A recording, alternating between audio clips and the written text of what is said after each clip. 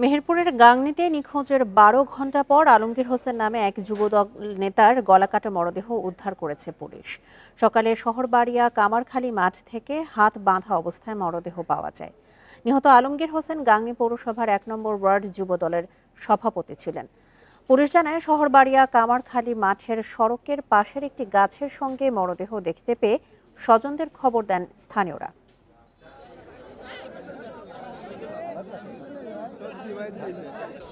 আমরা খবর পেয়ে এখানে আসছি। এখানে তো আপনারা দেখছেন যে এখানে একটা লাশ পড়ে আছে। আমরা থানা পুলিশ প্লাস ডিবি টিম, শক্তিশালী সাইবার ইউনিটের আমরা একসাথে কাজ করছি। ঘটনা মৃত্যুর যে রহস্য সেই উদ্ঘাটনের জন্য চেষ্টা করছি।